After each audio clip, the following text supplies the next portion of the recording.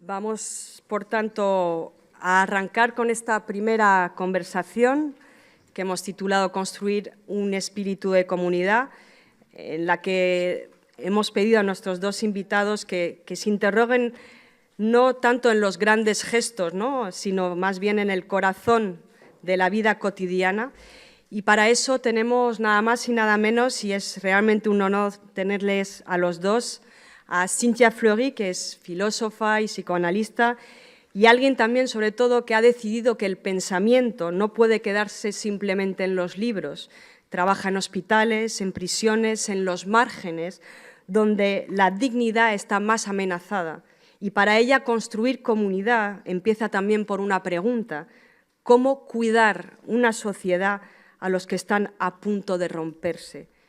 Y su posible respuesta es el cuidado como fundamento de la vida democrática, y sin duda esa es una de las formas más concretas de fraternidad. Así que muchísimas gracias, Cynthia, por estar aquí con nosotros. La acompaña Antonio Monegal, profesor, comisario, ensayista, que ha dedicado buena parte de su vida y de su trabajo a entender cómo el arte y la cultura pueden justamente crear espacios de comunidad que la política no alcanza a construir, que la cultura no es un adorno, sino una necesidad vital. Alguien que nos propone que el arte, que el pensamiento, no como refugios, sino como lugares donde todavía podemos aprender a vivir juntos. Con ellos dos os dejo.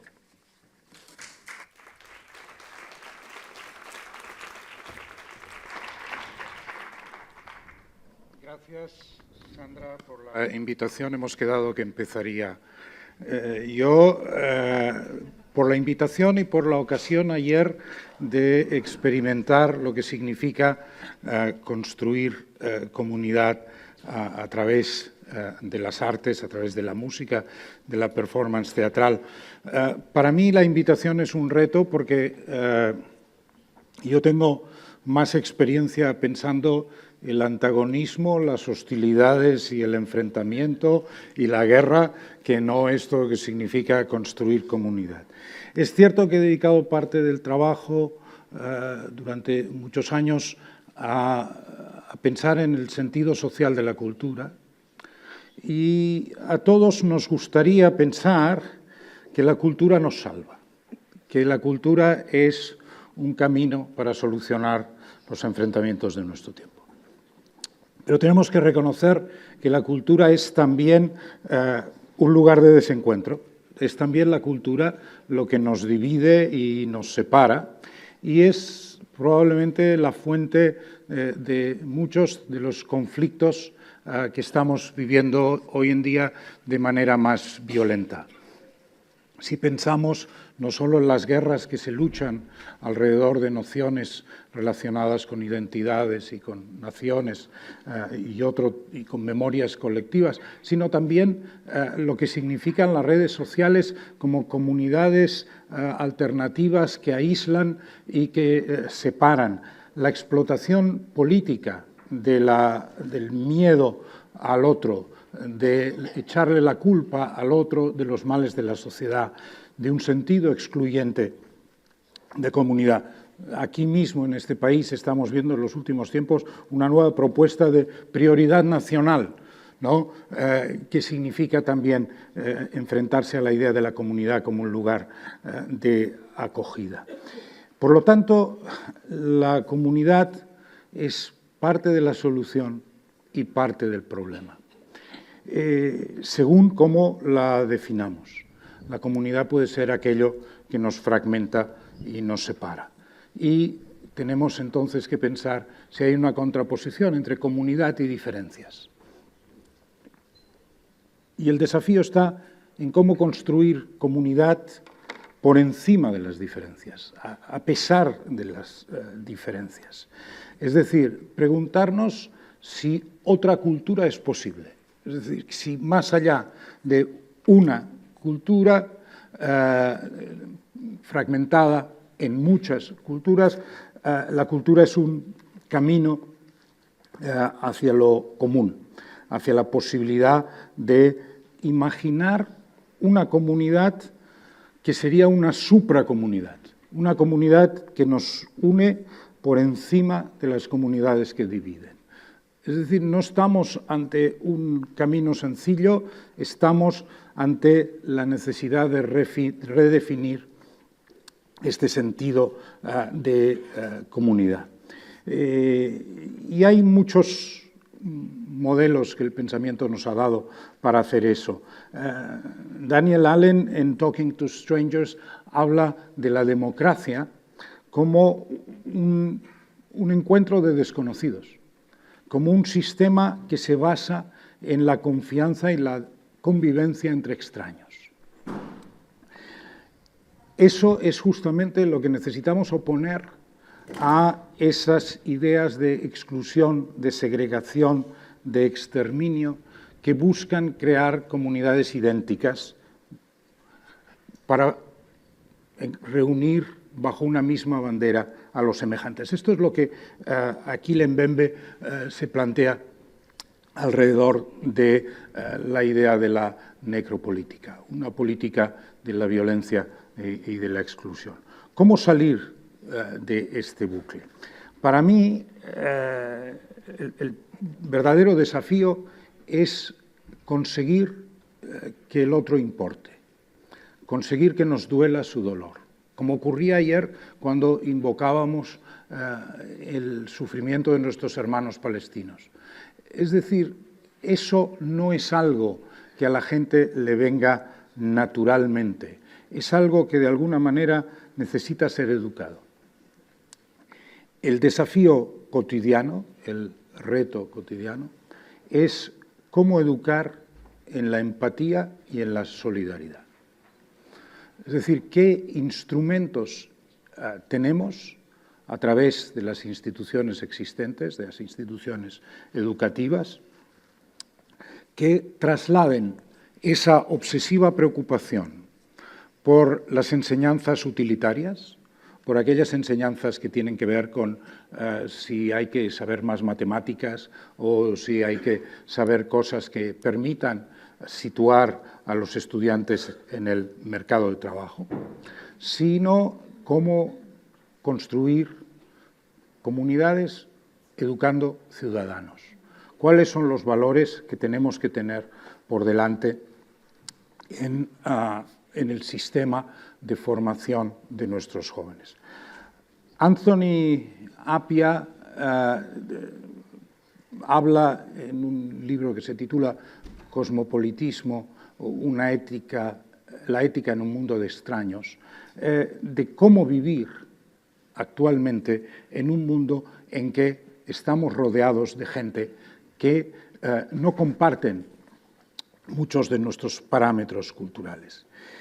Esa manera de mirar al otro es la forma de preocuparse por el hecho de que el otro nos importe más allá de su proximidad cultural, nacional o incluso de la vecindad física. Es verdad que Sandra dice, vamos a dar soluciones prácticas. Por favor, no me pidan eso. Si las tuviera, no estaría tranquilamente aquí sentado, las hubiera patentado. Yo creo que lo que se trata es de pensar cómo podemos construir una comunidad invisible.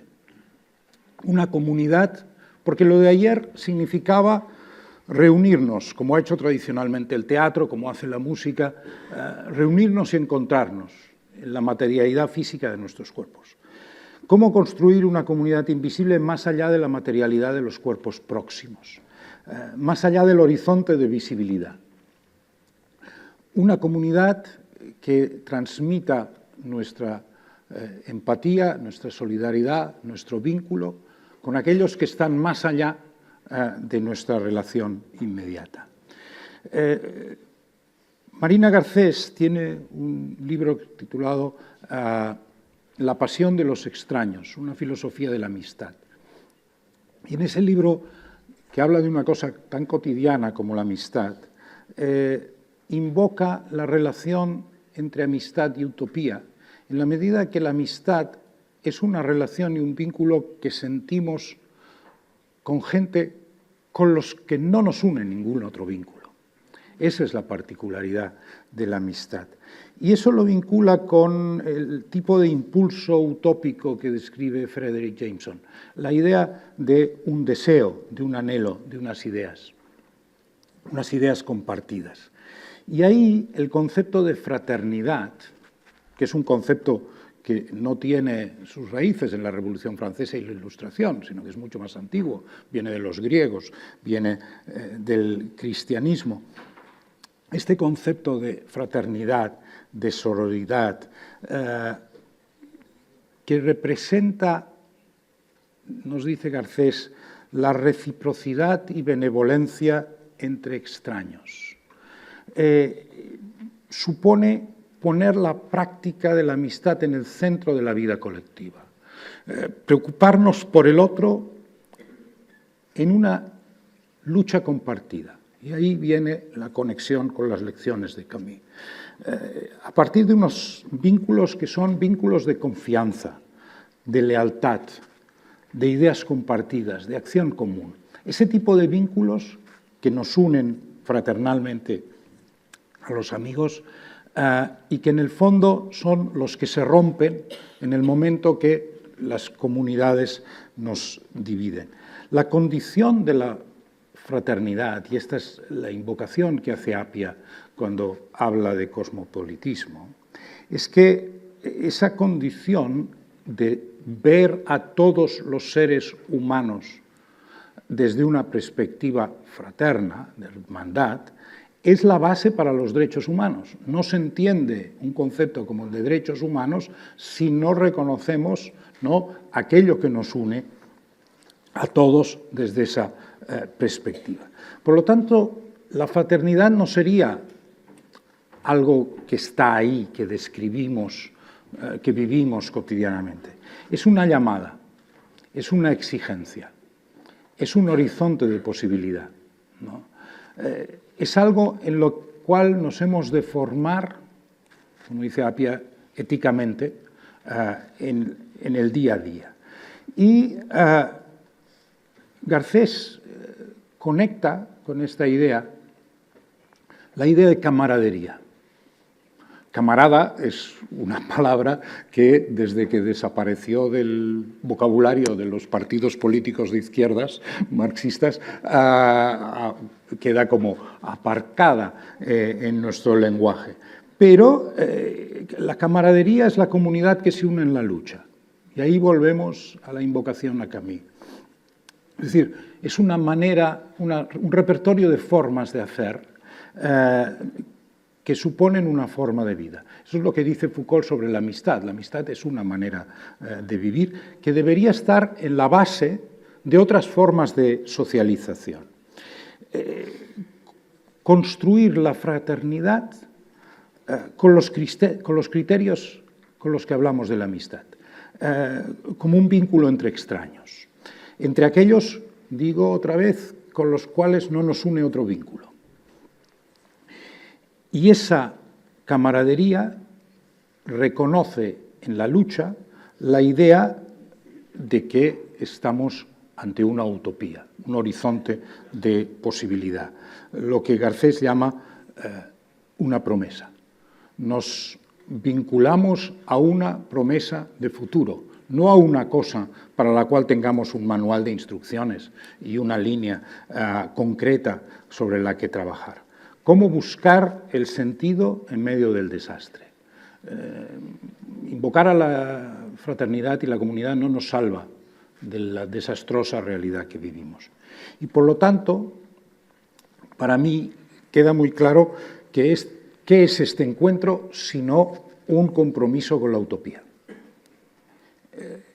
Este compromiso con la utopía es lo que define este encuentro, con la idea de que luchamos por algo que no está todavía aquí.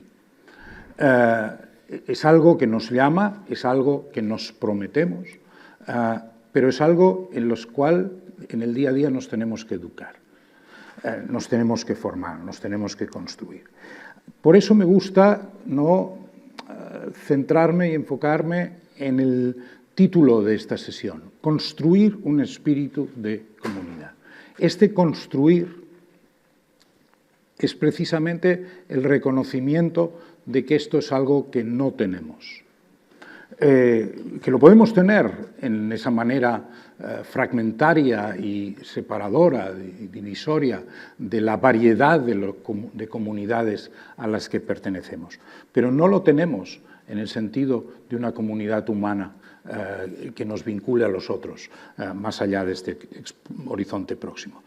Y por eso a mí me gusta pensar en esa propuesta que ha hecho Cynthia Fleury cuando habla de la conexión entre el cuidado y el humanismo, alrededor de la idea de fabricar, de construirse, es decir, de un hacerse, de una necesidad de que el individuo acceda, y esa es una visión ilustrada, tradicional, a convertir esa capacidad en soberanía, ¿no? Es decir, algo que nos lleve hacia la libertad y que, por lo tanto, estamos simplemente en medio de un proceso cuyo resultado satisfactorio no tenemos de ninguna manera garantizado. Y tal como están las cosas ahora, no nos permiten ser particularmente optimistas. Pero necesitamos tener esa promesa en el horizonte. Y con esto le paso la palabra a Cynthia.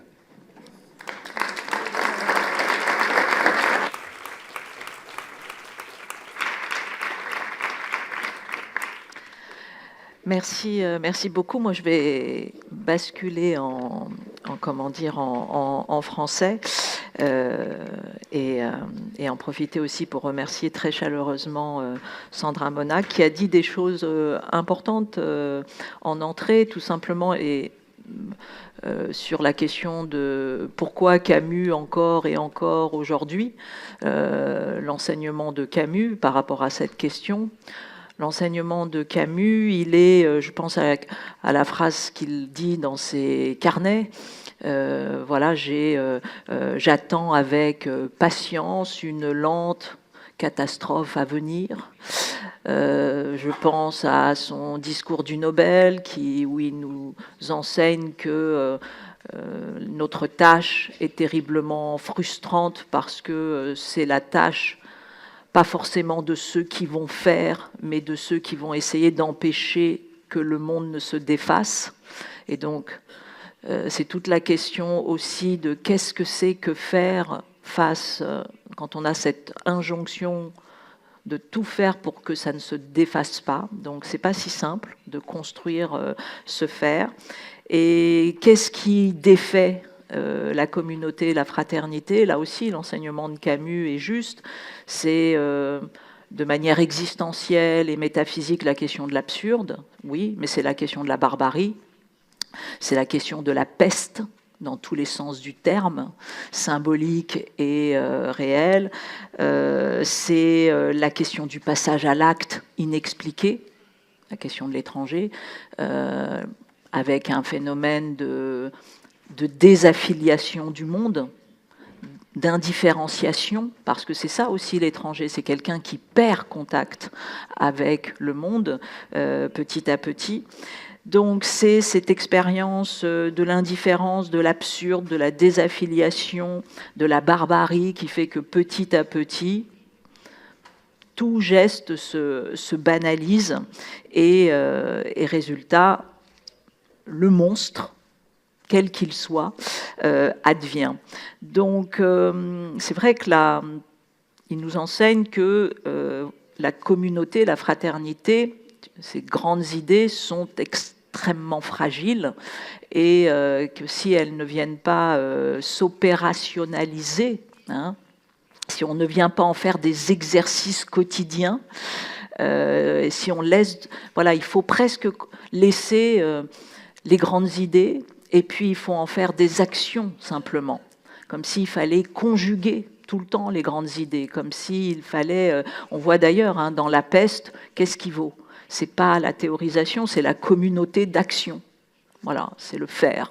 Voilà, c'est dans ce labeur-là, dans ce labeur honnête, lucide, qui sait que la première chose qu'on éprouve dans la fraternité, c'est la conflictualité, c'est l'indifférence, c'est l'absurde, et c'est ce dépassement et cette sublimation-là qui va produire une fraternité. Donc en fait, la fraternité, elle s'éprouve d'abord à l'aune d'un négatif, elle s'éprouve à l'aune de ce qu'elle n'est pas. Et c'est effectivement, moi je dirige une chaire de philosophie à l'hôpital, et pour rebondir sur ce qui a été dit à l'instant sur les questions d'empathie, sur les questions de décentrement aussi, nous n'avons plus aucune capacité de décentrement, de nous déplacer, pour plein de raisons, on en reviendra peut-être dans notre dialogue, mais cette question de qu'est-ce que le malheur et qu'est-ce que le malheur de l'autre aussi, comment dissocier malheur et mon malheur, mais considérer que le malheur est quelque chose de bien plus extensif que ça pour comprendre cette réalité partagée qui peut nous défaire. Ce fait commun, c'est la vulnérabilité. Si nous avons un fait commun, c'est la vulnérabilité. Alors la vulnérabilité, bien sûr, au sens ontologique, nous naissons, nous mourons, nous avons des accidents, voilà, nous connaissons des maladies. Donc le seul fait concret, c'est la vulnérabilité. Et puis, dans un deuxième temps, hélas, nos choix collectifs, nos choix de communauté, nos manières de comprendre ce qu'est fraternité ou pas, ça va venir renforcer ou amenuiser ces vulnérabilités. Et c'est toute la question de la sociabilisation des vulnérabilités, c'est-à-dire toute la question sociale des vulnérabilités et comment nos choix collectifs viennent créer des vulnérabilités sociales, économiques, culturelles, etc., etc., et renforcer ce fait inaugural qui, lui, est pas toujours négociable, qui est le fait d'une vulnérabilité ontologique, puisque, en dernière instance, nous sommes voués à trépasser et à mourir.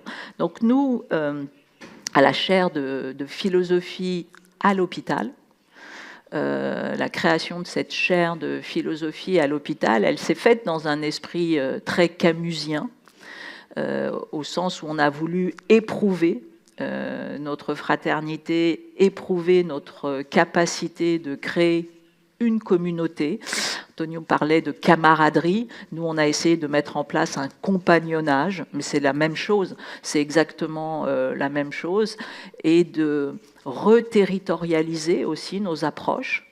Et je vais vous donner des exemples, parce que c'est aussi cette mondialisation telle que nous l'avons connue, qui est en fait une déspatialisation, qui est en fait une détemporalisation, c'est-à-dire nous n'avons plus de rendez-vous avec l'espace-temps en sens de construction de qu'est-ce que ça vient fabriquer chez nous émotionnellement, positivement, comment ça nous grandit.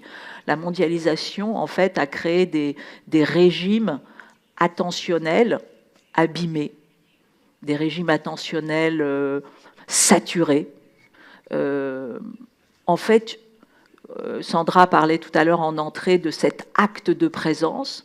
Le présentisme actuel nous a sortis du présent, en fait, nous a sortis de l'espace-temps.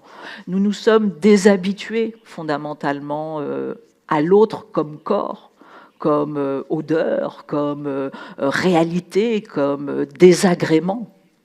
L'autre, c'est ce qui me résiste, donc c'est pas ce qui est comment dire, qui répond immédiatement à mon désir, mais nous avons construit un monde qui répond de manière, avec un simulacre, qui répond immédiatement au désir. Bon, bien évidemment, la figure de l'autre, elle est antinomique de ça. Donc nous voulons des fraternités immédiatement désirables. Mais ça n'existe pas. La fraternité, c'est d'abord une expérience de ce qui n'est pas moi, ce qui me résiste, ce que je ne comprends pas, et bien évidemment, ça demande d'abord du travail. Donc c'est vrai que à la chaire de philosophie, en fait, nous ne nous sommes pas tellement intéressés aux grandes idées, nous nous sommes intéressés à la pénibilité des grandes idées. C'est ça que nous avons travaillé. Nous nous sommes dit, oulala, tout le monde sait faire la fraternité de manière abstraite. est-ce que quelqu'un est prêt à porter le fardeau de cette fraternité, concrètement, de manière pénible? Et ça, c'est du prendre soin. Donc en fait, là où le prendre soin commence à nous intéresser, c'est qu'il vient concrétiser les grandes idées. Et à ce moment-là, il faut, comme toute pénibilité, il faut la comprendre, il faut trouver les bons outils pour que ce soit moins pénible, parce qu'on n'est pas non plus des âmes sacrificielles, et la pénibilité n'a pas un immense intérêt. Mais en revanche, elle a quelque chose d'irréductible, c'est-à-dire qu'on ne peut pas enlever toute pénibilité. Ce n'est pas possible. Et cette pénibilité, malgré tout, elle nous enseigne aussi un ethos, une éthique, une manière d'être. Parce que, voilà, c'est encore une fois, Sandra l'a dit tout à l'heure, ça nous enseigne un certain type de geste. Donc résultat, nous avons appelé ça la clinique de la dignité. Alors la clinique de la dignité, qu'est-ce que c'est? Vous allez voir, c'est deux choses très simples, mais qui en fait nous aident à constituer des communautés apprenantes et des communautés créatrices, fabricantes, en gros. Voilà. Donc la clinique de la dignité, c'est d'abord de considérer qu'il faut sortir du déni des vulnérabilités. Et que donc ce monde qui croit qu'il va régler la vulnérabilité soit en ne voulant pas la regarder et en la rendant invisible, en fait c'est le meilleur moyen de renforcer les vulnérabilités.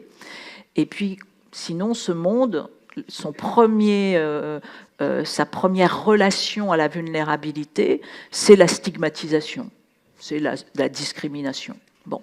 Nous avons essayé de dire qu'il faut déstigmatiser.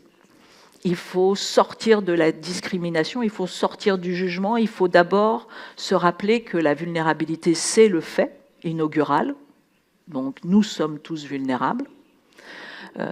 Et deuxième temps, la vulnérabilité, c'est d'abord de la connaissance. C'est d'abord l'autre nom de la singularité. Donc nous sommes des chercheurs, nous sommes des enseignants-chercheurs, nous à la chaire, des médecins, des anthropologues, etc. Donc la vulnérabilité, c'est d'abord une denrée, un minerai, parce que ça nous enseigne quelque chose. Hein, c'est véritablement, on a fait basculer la vulnérabilité du côté de la singularité, et donc c'est une connaissance fine du monde, des situations. Donc on a remis la vulnérabilité du côté de l'épistémologie. Donc, qu'est-ce que nous faisons d'abord à la chaire? Nous faisons des cartographies des vulnérabilités. Alors que d'habitude, les uns et les autres ne veulent pas regarder tout ce qui dysfonctionne. Nous, au contraire, on dit c'est magnifique. Ce qui dysfonctionne, c'est la vie, en fait. C'est la vie réelle, c'est la connaissance.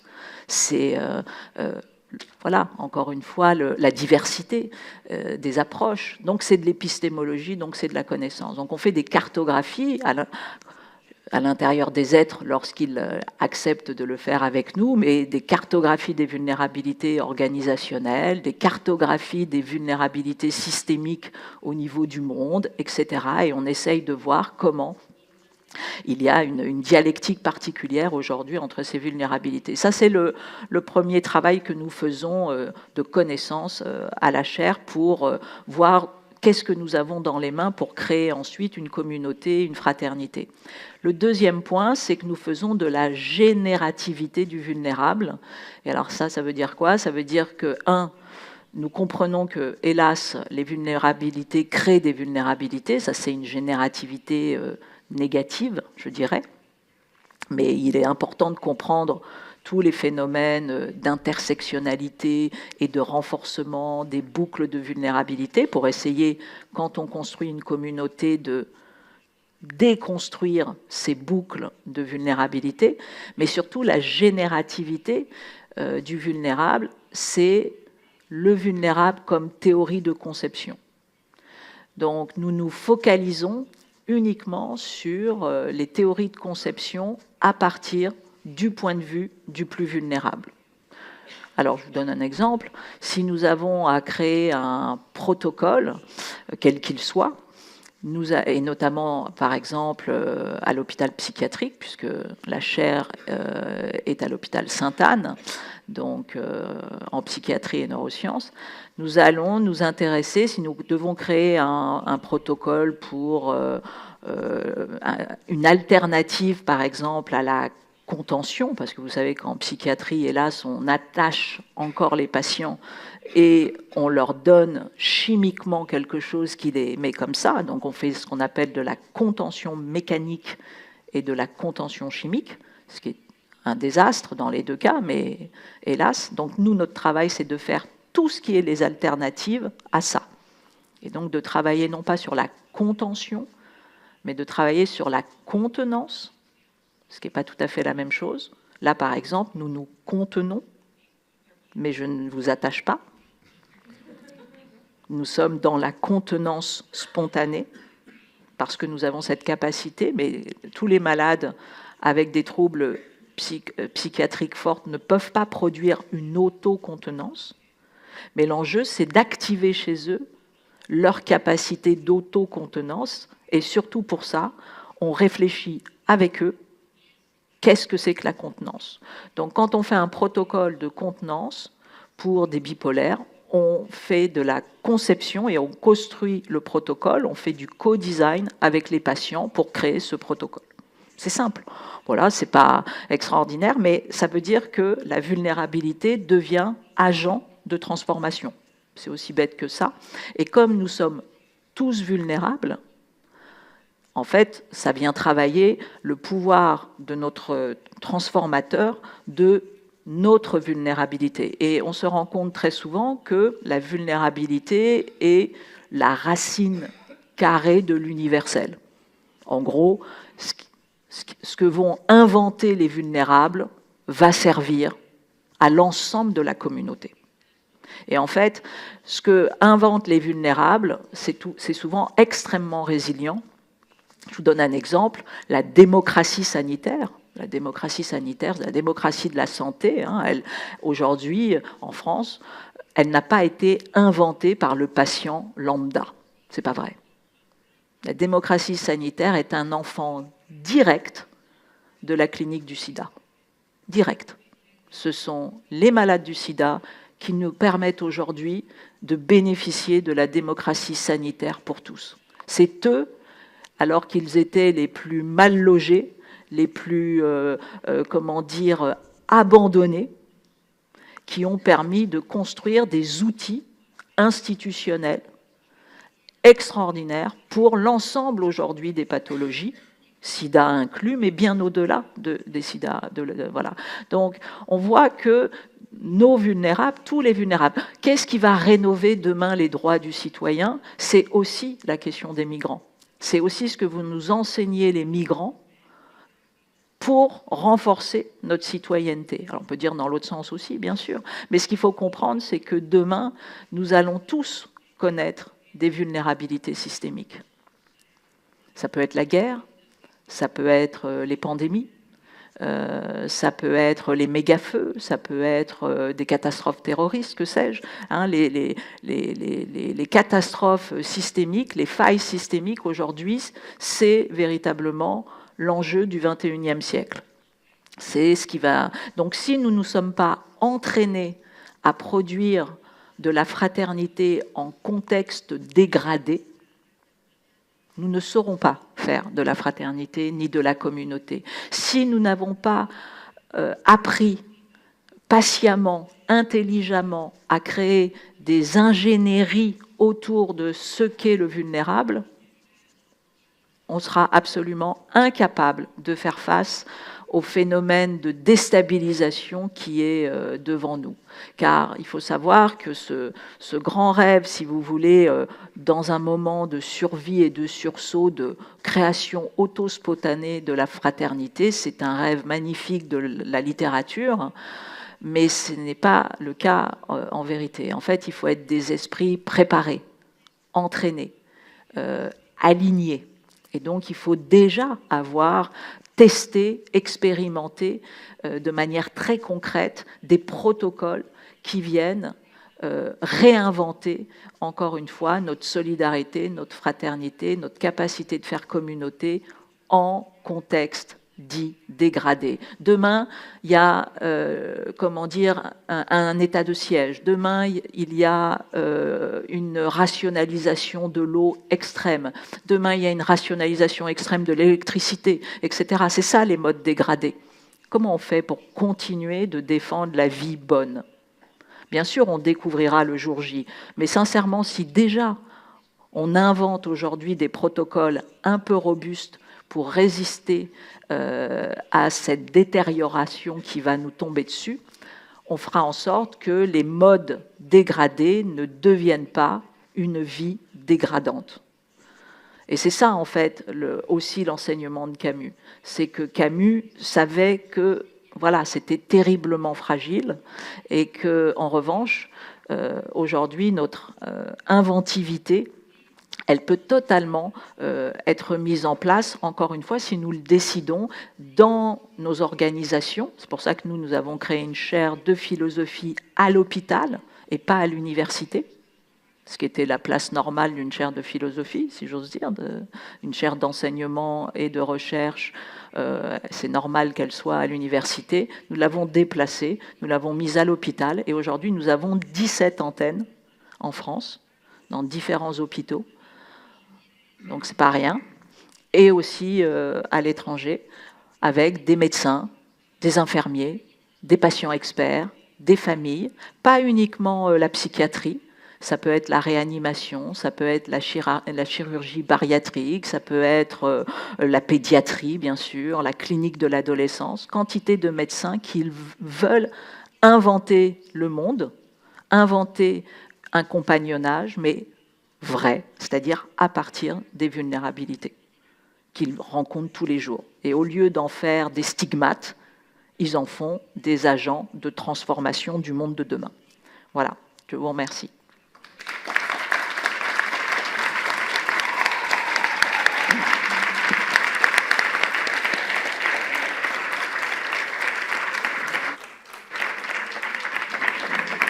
Empezamos la conversación entre nosotros y después daremos paso a las preguntas del público. Cuando hablas de vulnerabilidad, a mí me lleva a pensar inmediatamente en la precariedad inherente del ser humano en el mundo. Y cómo esta precariedad inherente del ser humano en el mundo... ¿Tienes la traducción? Oui, mais ça saute un peu. No, cómo esta precariedad inherente del ser humano del mundo va acompañada del miedo. Tengo la sensación de que el miedo es en este momento el instrumento político número uno, que se apoya en esta vulnerabilidad de los individuos para proyectar hacia afuera, ¿no?, un sentimiento falso de protección a base de aislarnos de supuestas amenazas que representan lo otro. Cuando tú hablas de soberanía, a mí me interesa mucho esta idea de que soberanía, de alguna manera, lo que implica es la utilización de aquellas capacidades humanas que nos permiten, ¿no?, manejar, negociar esta precariedad nuestra en el mundo, y que son las que nos hacen libres. Nos hacen libres porque adquirimos conocimientos propios, porque adquirimos protocolos que nos permiten manejarnos ante situaciones de desafío. Y a lo que estamos asistiendo hoy en día, tengo yo la sensación, es a una delegación constante de soberanía. Ante el miedo, la gente busca respuestas fuera, no respuestas propias, no respuestas asumidas, no compromisos ante la realidad, sino alguien que les diga desde fuera lo que tienen que hacer. Y esta delegación de soberanía, que parecería, diríamos, si nosotros pensamos que la soberanía es algo individual y la comunidad representa lo colectivo, pues parecería como si la soberanía fuera lo contrario. Pero a mí me parece que, tal como tú lo explicas, la soberanía es la clave de la comunidad. Es decir, solo desde individuos soberanos, comprometidos con su relación con el nosotros, se puede pensar, ¿no?, una solución a los problemas comunes, ¿no? Y nunca vienen de fuera, vienen de que todos estemos, ¿no?, involucrados. Entonces, de alguna manera, esta delegación del conocimiento, esta delegación de la información, esta transmisión incluso a la máquina, a la inteligencia artificial, de los procesos de consulta sobre cómo hemos de enfrentarnos a la experiencia humana, esta delegación constante va en contra de la posibilidad de construirnos como comunidad, porque perdemos la soberanía que nos permite que esto sea un proceso dialogado, una conversación entre seres soberanos libres. Alors, parce que c'était pas si simple sur la traduction. On est bien d'accord qu'on a parlé de souveraineté? Oui. Bon, voilà. Donc, de souveraineté au sens du souverain libre de l'individu. Oui. Hein, voilà. Non, les rois. Voilà. Pas le roi et pas la souveraineté nationale. Non. Donc, plusieurs choses d'abord. Quand on défend ces approches capacitaires de la vulnérabilité, je veux d'abord sortir d'un contresens qui peut souvent arriver. Défendre une approche capacitaire de la vulnérabilité, ce n'est pas un acte de renonciation et d'acceptation de l'inacceptable. C'est pas ça. Parce qu'on pourrait dire, ah ben voilà, il y a des vulnérabilités, ben très bien, et vous, en gros, vous trouvez des solutions avec ça, et donc vous faites le jeu des tout-puissants qui nous mettent dans des situations, etc. C'est pas donc là l'enjeu, c'est d'abord on travaille aussi sur des vulnérabilités très individuelles et on travaille sur des vulnérabilités organisationnelles qui sont fabriquées. Vous avez raison. Donc là il faut faire attention.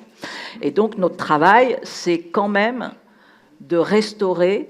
Et c'est ça qui est important parce que ça va avec la question de la souveraineté, de restaurer une santé mentale et physique des individus qui sont là.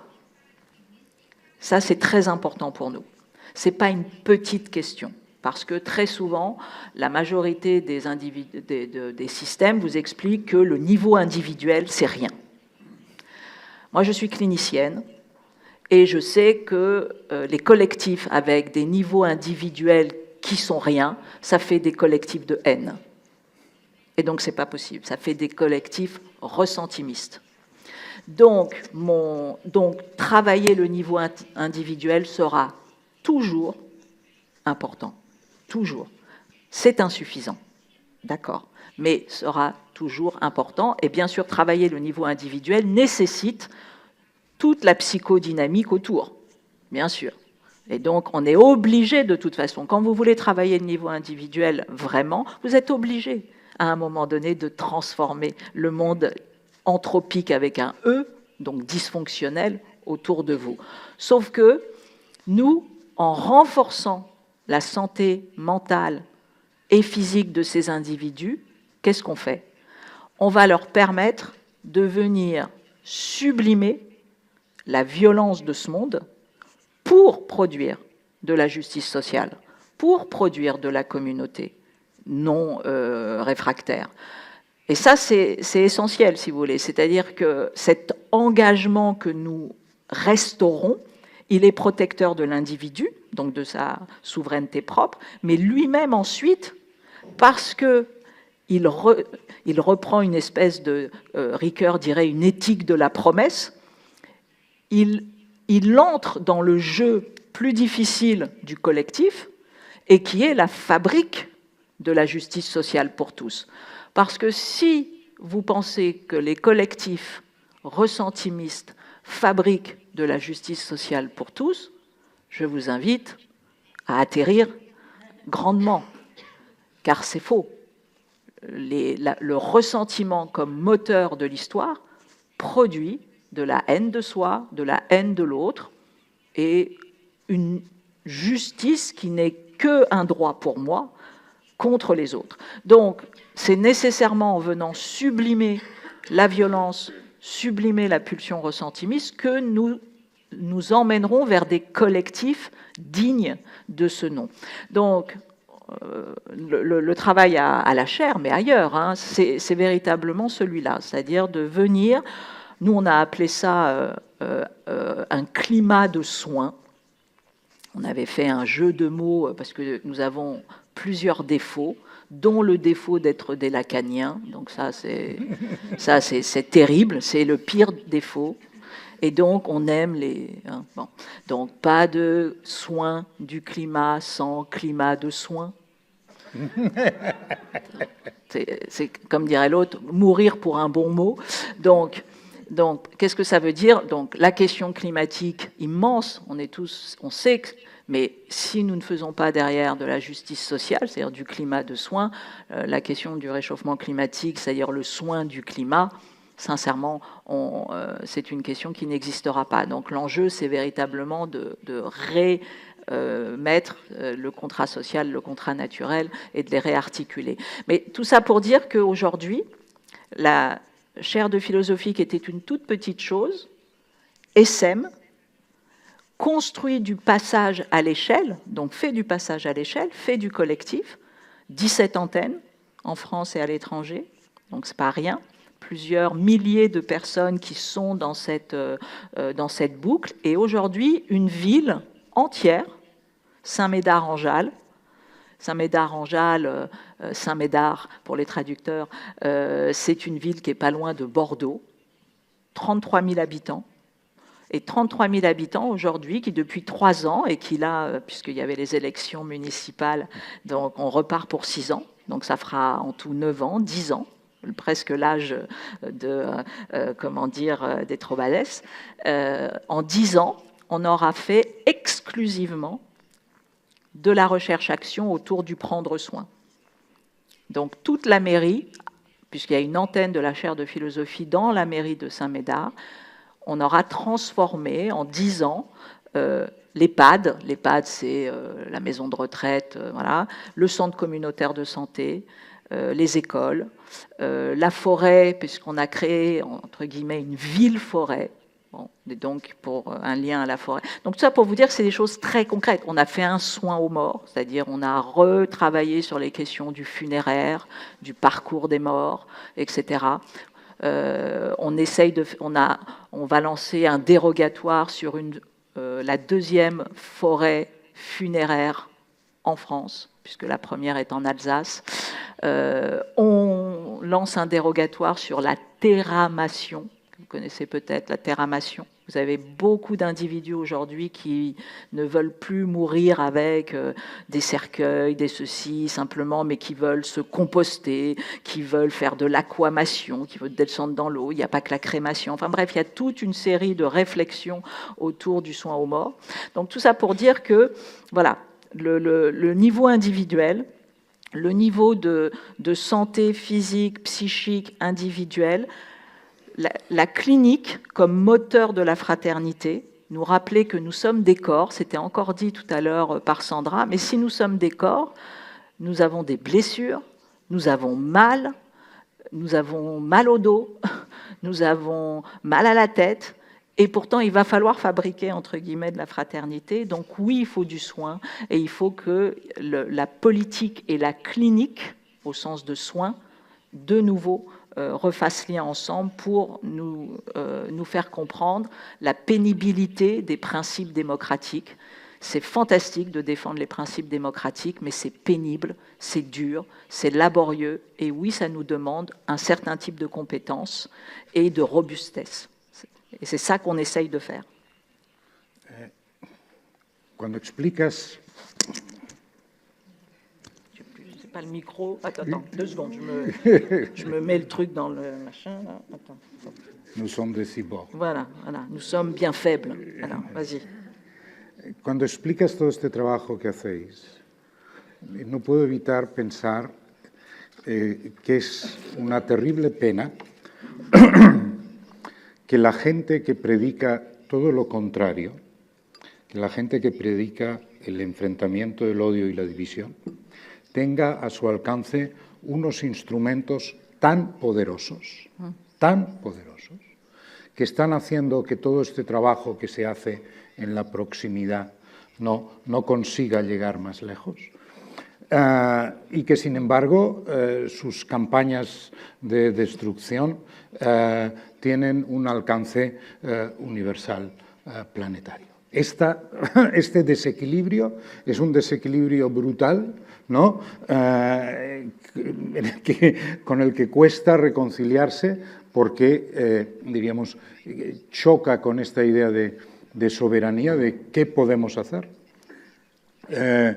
y que incentiva esta sensación tan horrorosa que yo creo que es una epidemia de salud pública colectiva, que es la desesperanza y la sensación de impotencia. Porque tú hablas de cómo los individuos sufren, ¿no?, determinados momentos, patologías y vulnerabilidades, pero estamos hablando de una dimensión colectiva extraordinaria, ¿no?, de una sensación de no hay nada que hacer. Entonces, aquí estamos intentando decir qué se puede hacer, ¿no? Pero aquí estamos unos pocos, somos muchos para lo que es, pero estamos unos pocos. Vosotros tenéis una red de alcance que es muy importante, pero que no es nada con la que tiene el señor Elon Musk, ¿no? Y estamos en esta especie de lucha, ¿no?, de David y Goliat, que es devastadora y asimétrica. Oui, ben je sais bien, puisque c'est l'argument classique et réel, à la fois des échelles et puis des forces de frappe. Le monde qui est en face de nous est un monde très résistant. Et puis alors, je ne parle même pas d'Elon Musk, parce que Elon Musk encore, bon, mais moi j'ai des tout petits Elon Musk tous les jours autour de moi et ils sont virulents. Donc, si vous voulez, il n'y a pas que les grands ennemis, il y a tous les jours quantité d'individus, de pseudo-collectifs autour de soi qui résistent de manière très très forte, qui freinent ce travail-là. Donc, c'est pas rien non plus, comment dire, d'avoir en 10 ans, puisque nous, on a été créé en 2016, donc fin 2015, donc en plus de 10 ans aujourd'hui, nous avons rencontré beaucoup de résistance. On a rencontré beaucoup de gens qui rentraient dans la boucle, mais beaucoup de résistance. Donc de toute façon, c'est un fait. Donc c'est vrai que c'est là où le niveau individuel est à la fois, si vous voulez, faible et en même temps, il est fort. Qu'est-ce que je veux dire par là? Je veux dire par là que quand les individus me disent « mais mon Dieu, on ne peut rien faire et on perdra la partie », je leur dis « pas tout à fait, puisque si vous venez dans ce grand vivier-là, de l'expérimentation fraternelle, agissante, capacitaire, vous allez aller mieux. » Tout de suite. Et ça, c'est la vérité clinicienne, c'est la vérité clinique. Donc, oui, le monde ne sera pas transformé, mais vous, votre vie, elle sera transformée parce que vous allez éviter la dépression, avoir moins de maladies multiples, etc. Vous allez éventuellement en plus rencontrer l'amitié, l'amour, que sais-je, et vous allez donner un sens à votre vie. Donc, de toute façon, ce petit niveau individuel que vous trouvez déshonorant ou insuffisant, en fait, il va vous permettre de retrouver le courage de faire. Et voilà. Et en fait, oui, nous allons sans doute fabriquer la victoire pour d'autres. Oui, sans doute. Mais nous, je parle de la victoire collective, c'est-à-dire où tout d'un coup, on a un effet de seuil, où voilà, on bascule, on a... Bon. Mais donc ça, je pense que c'est quand même important de restaurer, si vous voulez, cette clinique-là en disant, qui n'est pas une clinique individuelle au sens d'individualiste, qui est une clinique de l'individuation, c'est-à-dire comment je construis mon sujet, mais comment justement, j'ai bien compris que pour construire une individuation digne de ce nom, j'interagis de manière qualitative avec les autres. Et comment nous, en fait, nous sommes une institution qui, tous les jours, essaye de créer des petits dispositifs, comme vous, hein, de restauration qualitative de liens, et en même temps, de faire institution, c'est ça que nous nous sommes mis en plus sur la tête, c'est-à-dire c'est Sorbonne Université, c'est la faculté de médecine de la Salpêtrière, c'est le GHU Paris Psychiatrie et Neurosciences, c'est le Conservatoire national des arts et métiers. Pour nous, c'était important. Important de dire, il faut qu'on, petit à petit, qu'on re-rentre dans, enfin qu'on était d'ailleurs de l'institution, mais qu'on fasse que cette institution, au lieu d'être inerte, comme sont les vieilles institutions, qu'elle soit garante d'une clinique de la dignité. Et pour ça, il faut qu'on s'institutionnalise. Donc on avait un petit pied de côté pour ne pas être tué par l'institution, parce qu'avant de transformer l'institution, c'est un peu violent.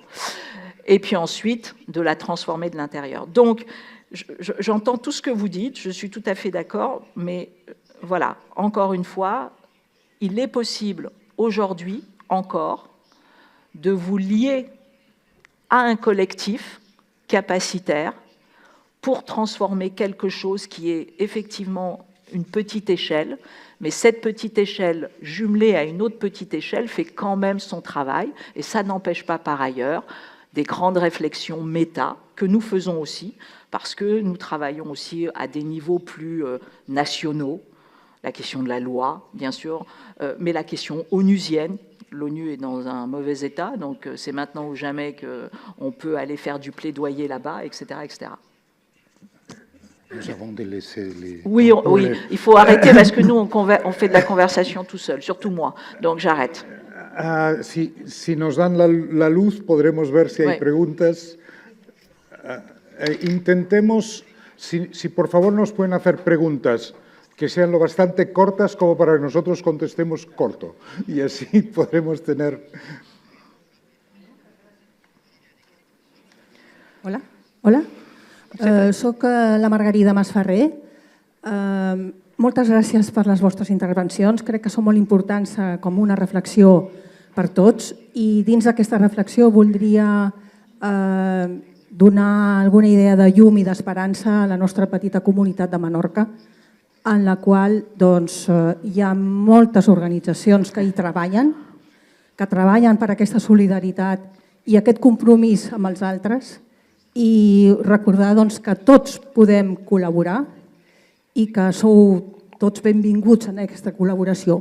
Trobeu la manera, perquè hi és, i si voleu una suggerència, hi ha un grup que hi treballa força que es diu GOP.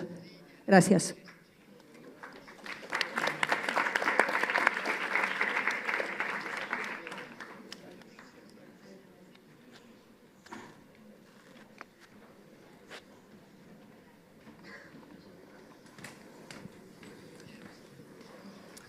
Gracias.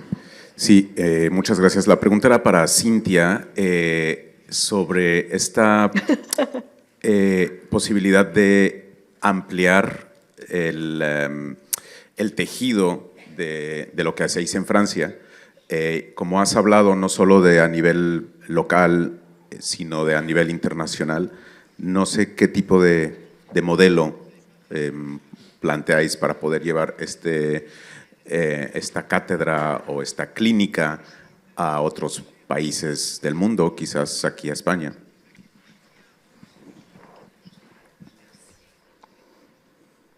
Est-ce que je dois répondre tout de suite? Oui. Alors oui, la réponse est oui. Aujourd'hui, en fait, on a différents axes dans cette chaire, et dont un axe qui s'appelle clinique du développement, et qui fait que les antennes peuvent être portées par d'autres pays. Donc on a on a 3 antennes au Congo, RDC Congo, et je vais vous donner un exemple précis, qui sont dans des sales états, mais qui sont quand même ces petites choses qui avancent.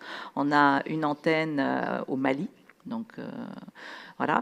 Et on a une antenne en Belgique, c'est beaucoup plus simple. Donc celle-là, elle n'a pas de souci, à Charleroi, au hôpital Charleroi. Et puis on a une antenne qui est en cours de formation à Jérusalem. Et c'est pas neutre, bien sûr. Bon, donc RDC Congo, c'est à Panzi. Pour ceux qui connaissent, l'hôpital de Panzi, c'est l'hôpital de Denis Mukwege, donc un hôpital qui est dédié uniquement aux violences sexistes, sexuelles, terribles de genre en guerre. Donc c'est vraiment voilà, les corps des femmes mutilés à outrance, etc. Et il faut savoir qu'une antenne de la chaire de philosophie, ce n'est pas nous qui décidons où. C'est l'hôpital qui vient nous solliciter. Et c'est très important pour nous. Donc là, c'est Denis Mukwege qui nous a sollicité en disant, voilà, moi je sais, je caricature, je sais réparer de manière chirurgicale les femmes, je ne sais pas redonner le goût de la vie. Est-ce que vous pouvez m'aider ? Et est-ce que vous pouvez m'aider sur la clinique du traumatisme vicariant ? Donc c'est le traumatisme par ricochet des soignants. Parce que je sais pas faire non plus. Voilà. Et comment est-ce que vous pouvez mettre en place un protocole ? Et est-ce qu'après, vous pouvez m'aider ?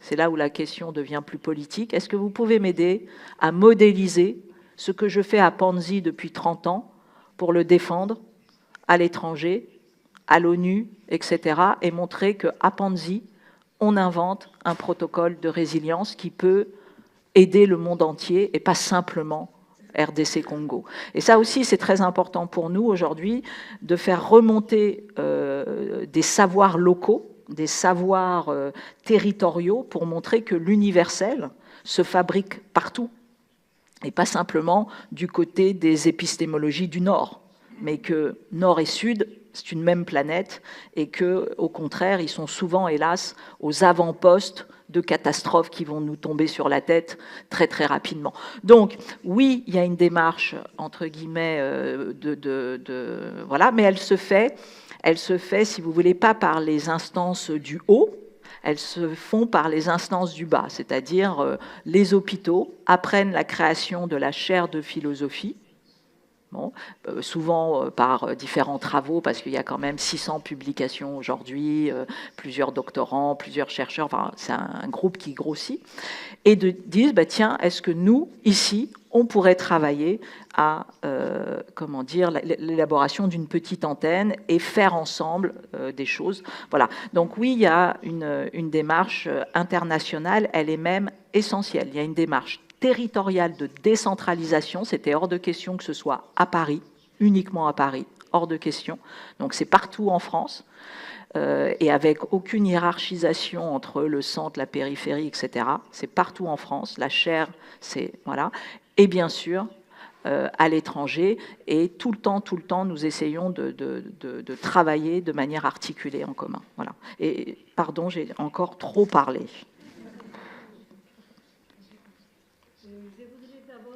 Merci pour votre intervention.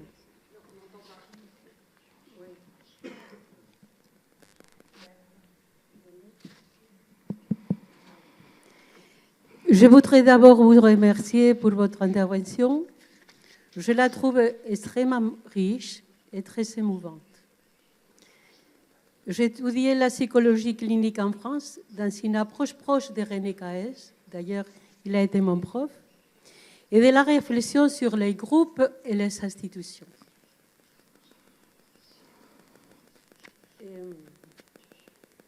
La France possède une tradition très forte autour des institutions et des liens.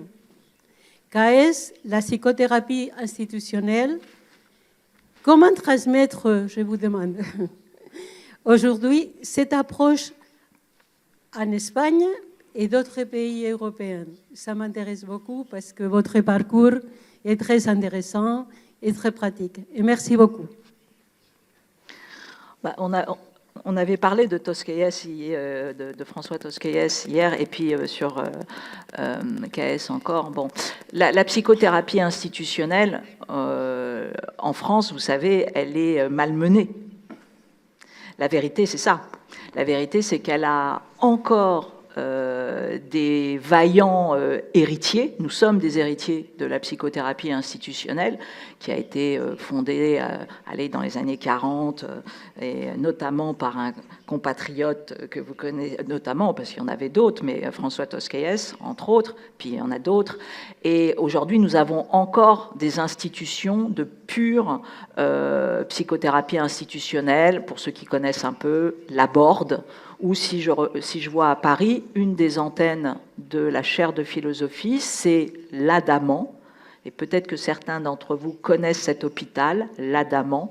L'Adamant, c'est un hôpital sur l'eau, à Paris, hein, dans le 12e arrondissement de Paris, et c'est une structure de psychothérapie institutionnelle. Et d'ailleurs, vous avez un grand cinéaste, Nicolas Philibert, qui a fait un film sur l'Adamant, vous regarderez, et qui a eu l'Ours d'Or à Berlin. Hein, et c'est un film sur la psychothérapie institutionnelle. Il avait déjà fait un film sur Basalia, il avait fait aussi des choses sur la Borde en son temps, la Borde qui est une grande clinique. Voilà. La vérité, c'est que tous les jours, une partie des institutions françaises attaque la psychothérapie institutionnelle, tous les jours. Casse les crédits. Coupe les, alors que ça marche, etc.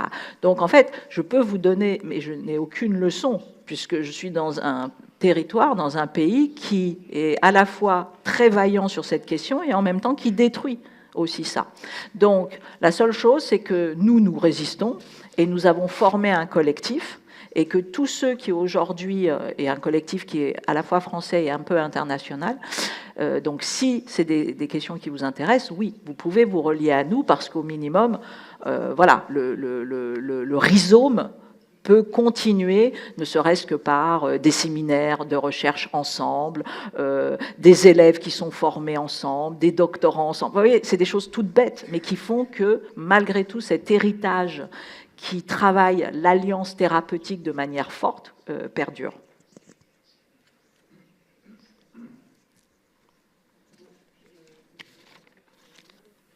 C'est fini. Oui, je crois qu'on va devoir vous remercier à tous les deux. Muchísimas gracias. Gracias por... Merci. Merci Antonio. Donc nous, on le laisse. Merci de nous donner l'espoir de cette possibilité et qu'on a du travail devant nous à construire ces possibilités. Merci à vous deux, vraiment.